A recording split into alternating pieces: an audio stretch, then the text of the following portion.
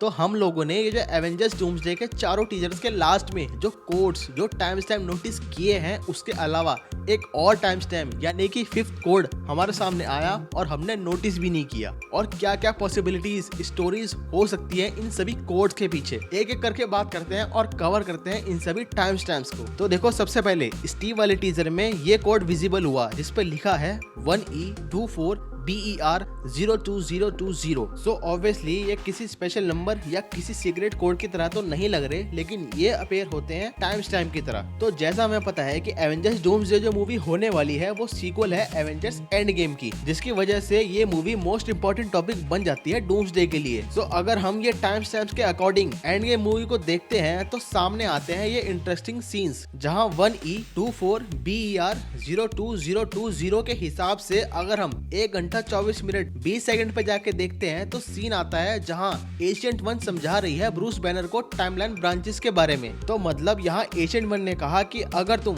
Past में से infinity stone ले जाओगे तो वो स्पेसिफिक टाइमलाइन अनस्टेबल हो जाएगी, क्योंकि हर स्टोन उस टाइमलाइन का एंकर होता है जो रियलिटी को होल्ड करके रखते हैं। सिंपल वर्ड्स में बताऊं तो स्टोन्स के बिना फ्यूचर में जाने से वो टाइमलाइन बर्बाद हो सकती है, न्यू ब्रांचेस बन जाएंगी और काफी लोग सफर करेंगे। और सरप्राइजिंगली यही हुआ। हमारे कैप्टन अमेरिका एके स्टीव रॉजर्स ने अपनी जॉब पूरी नहीं की। वो इन्फिनिटी स्टोन्स इसने ठीक तरीके से वापस नहीं रखे, और या शायद वो रखे ही नहीं, जिसका मेडल देने अब डॉक्टर डूम आ रहा है। लेकिन एक थ्योरी यहाँ पे ये भी बनती है कि स्टीव का ये मिशन किसी कारण फेल हुआ और ये सारे इन्फिनिटी स्टोन्स TVA वाले ले गए, जो हमने लोकी सीजन 1 फर्स्ट एपिसोड में देखे हैं, जहाँ ये बिल्कुल ऐसे पड़े थे जैसे खिलौने। लेकिन अब नेक्स्ट थॉर वाले टीजर में कोड शो हुआ 1E17 BER 02020, जिसके अकॉर्डिंग हम अगर 1 घंटा 17 मिनट 20 सेकंड पे जाके देखते हैं तो सामने आता है वो सीन जब पहली एवेंजर्स मूवी में ये लोग कैप्चर कर चुके थे लोकी को, और वो मजाक में कुछ सेकंड के लिए ट्रांसफॉर्म हुआ था कैप्टन अमेरिका में। और इसको देखने से ये थॉर के मुकाबले लोकी और स्टीव वाला मूवमेंट ज्यादा लगता है, जो थोड़ा अजीब है क्योंकि ये टाइम स्टैम्प कनेक्ट है थॉर वाले टीजर से। लेकिन यहाँ पे एक की डिटेल है जो शायद और लोगों ने नोटिस नहीं की, वो है ये lines On my way down to coordinate search and rescue. On my way down to coordinate search and rescue.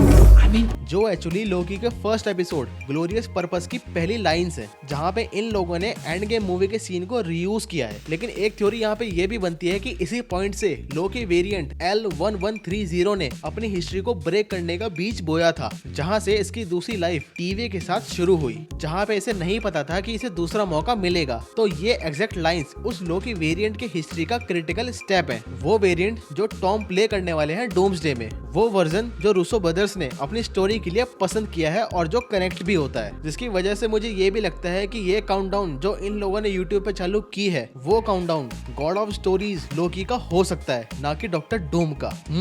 ये थोड़ा ज्यादा हो गया। खैर आगे बढ़ते हैं। तो ये थर्ड एक्समैन वाले टीजर में कोड अपीयर हुआ 1E11 BER 02020। सो अगर हम 1 घंटा 11 मिनट 20 सेकंड पे देखते हैं तो सामने आता है थॉर और रॉकेट वाला सीन, जब ये दोनों गए एसगार्ड 2013 में रियलिटी स्टोन लेने, जहाँ पे थॉर काफी इमोशनल हो जाता है अपनी माँ को देखकर। तो यहाँ पे हाईलाइट मोमेंट ये हो सकता है थॉर का इमोशनल होके रोना, उसका अपनी माँ से मिलना, और इससे भी ज्यादा रॉकेट का रियलिटी स्टोन जेन फॉस्टर के अंदर से निकालना, जो कि स्टीव रॉजर्स के हिसाब से थोड़ा ऑड हो जाता है, क्योंकि ये रियलिटी स्टोन उसे वापस रखने के लिए ये दोबारा से जेन के अंदर डालना पड़ा होगा। और यही सेम सिनेरियो जाता है सोल स्टोन के लिए भी, जहाँ स्टीव वॉरमीर पे गया होगा और रेड स्कल को ये सोल स्टोन वापस दिया होगा कि ले भाई ये तेरा रिटर्न करना है। तो हाँ, ये सब पॉइंट्स हैं जिससे लगता है कि स्टीव ने अपना काम पूरा नहीं किया होगा। लेकिन अब देखते हैं वकांडा और फैंटास्टिक 4 वाले टीजर यानी 4th टीजर को, जिसमें कोड आया 1E040220, जिसके अकॉर्डिंग 1 घंटे 4 मिनट 20 सेकंड पे अगर हम देखते हैं तो सामने आता है जब रॉकेट लोकेशन बताता है पावर स्टोन की, और मेनली आउटर स्पेस की बात सुन के मजाक बनाता है एंटमैन एके स्कॉट लैंग का। सो यहाँ पे हाईलाइटेड पॉइंट एक तो पावर स्टोन हो सकता है ऑब्वियसली, लेकिन दूसरा पॉइंट ये हो सकता है कि आउटर स्पेस की बात करना, जिसकी वजह से सीन ये बन सकता है कि इस बार जो मिशन होंगे उसमें हमारा एंटमैन भी स्पेस में जाएगा, क्योंकि रॉकेट ने यहाँ पे बोला है I will take you to space और मे बी ये रेफरेंस हो सकता है स्पेस स्टोन के लिए, जिसकी हेल्प से लोकी 2012 में अरेस्ट होने के बाद भाग पाया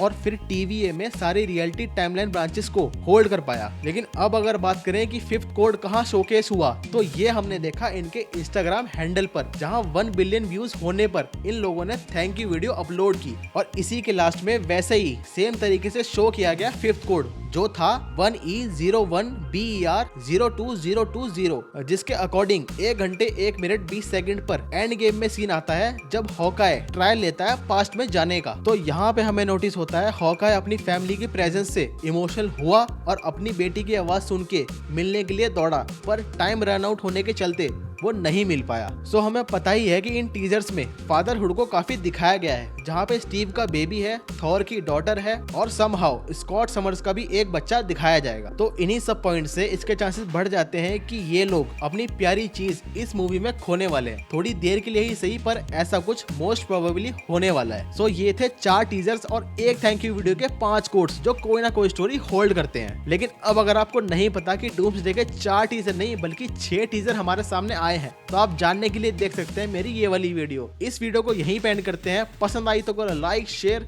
और चैनल को सब्सक्राइब। मैं मिलता हूं आपसे नेक्स्ट वीडियो में, तब तक के लिए पीस आउट।